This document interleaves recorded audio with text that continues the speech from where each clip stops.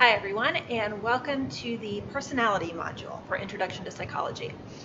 So I'm going to try to format these videos where you can either watch the video before you read the chapter, or you can read the chapter before you watch the video, just what works best for you with your individual learning style.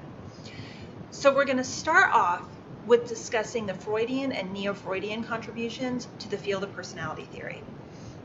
So you might hear Freud's ideas referred to as the psychoanalytic perspective, the psychodynamic perspective.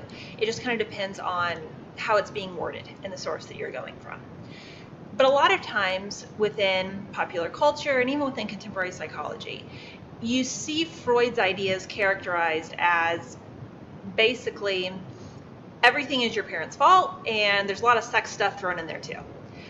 And while that's not exactly an unfair satire of Freud, because he did believe that your parents highly influenced who you end up being, and he did believe that one of your big unconscious motives and drives was related to sexual fulfillment, there are also a lot of ideas that Freud and his successors came up with that we do still use in personality theory today. If you've ever heard the phrase, "oh, she's just in denial," that's actually an idea that came from Freud's theory of defense mechanisms, that we come up with these internal mental processes to help shield ourselves from reality if we're having a difficult time. And we'll go over those. But so there are a lot of ideas that originated so very long ago with Freud that we do still use in personality theory today. So it's important to just do a quick overview of those so that you can kind of see how they've evolved and how we still use them. So I will get some slides pulled up here. Okay, so we're going to discuss the Freudian and the neoFreudian contributions to the field of personality theory and psychology. So first and foremost, what is it that Freud believed about personality? First of all, Freud thought that 90% of our mental processes were unconscious.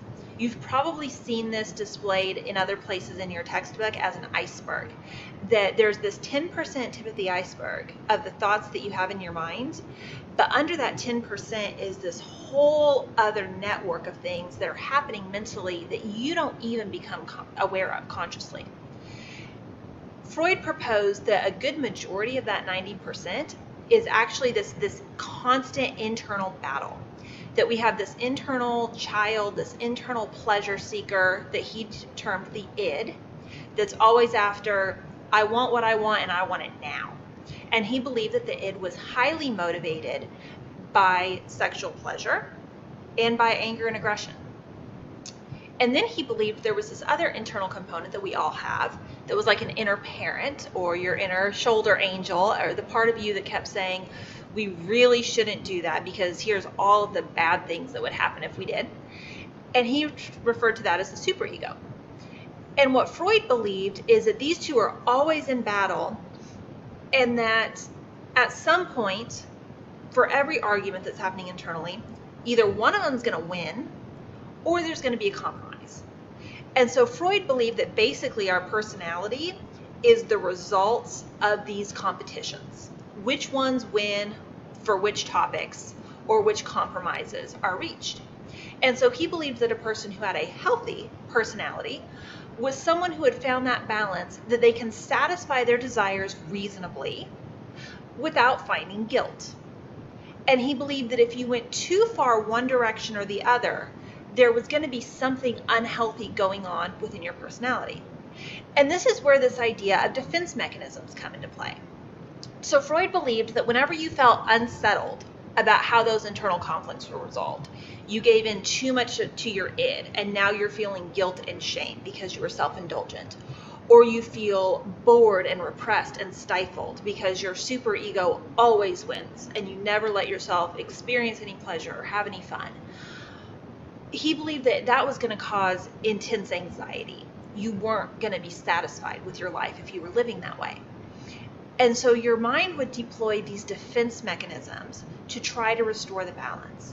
Now, I'm not going to summarize all the defense mechanisms because your book does a great job of that, and I believe I also have a video linked in the supplementary section that gives some further explanations if you're kind of unclear of some of those.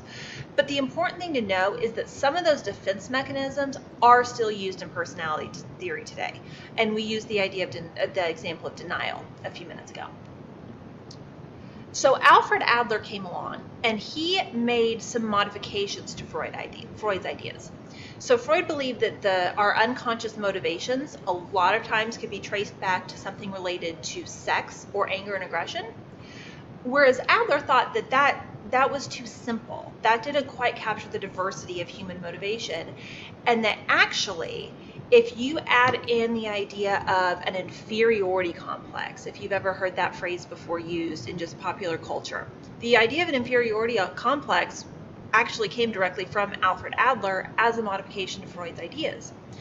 And so Adler believed that throughout your childhood, there are certain areas where you will have felt inferior. Looking back on it, you weren't pleased with how you reacted to something, you didn't feel like you were as good as other people, you didn't feel like you had succeeded the way that you should, and that you basically internalize that and you spend the rest of your life kind of trying to make up for it, to prove to yourself that you are not inferior in that area, and that is a key driving motivation. Another important modification that Alfred Adler made is, whereas Freud believed that pretty much all of these drives were unconscious, and Adler even agreed that probably most of your inferiority complex is unconscious, he believed that we also have motives that we are very well aware of, that we're acting on. Within our 10% of consciousness, we have motives that are driving us, that we could write down on paper, I'm doing this because of this, I made this decision for this reason.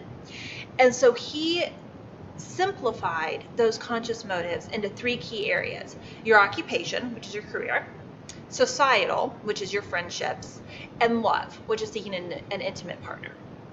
And he believed that we would be able to explain why we were doing what we were doing consciously using a lot of these three things. The last of the neoFreudians that made an idea that's important to know about for personality theory is Horney. Horney was one of Freud's only female proteges or students, and she agreed with his idea of unconscious anxiety, and that we might have these tensions and these stressors and these anxieties within us that we can't fully explain why they're happening or what they're caused by. She was totally on board with that idea. Where she modified his ideas a little bit is that she made it more social and basically said, when we're feeling these unconscious anxieties, it's going to modify how we interact with other people. And that modification is a key element of explaining our personality. So she collapsed this into three different possible responses to internal anxiety. The first option is that when you're anxious, you have an increased need for comfort and for love. And she called this moving towards people. The second option is that when you're anxious, you get really angry. You become very combative with other people. You become a very difficult person to be around, and it negatively impacts your social relationships. And she called this moving against people. And then the third option is that when you experience anxiety, you feel a need for isolation. You just need to be by yourself. You don't want to talk to anyone else, positive or negative. You need to be alone to process and recharge. And she termed that type moving away from people. So there's a lot more to the psychoanalytic perspective and its impact on personality development that you'll read about in your textbook, or if you've already read it before viewing this video. But those are some of the key ideas that have had influence on how we still view personality today that I wanted to highlight.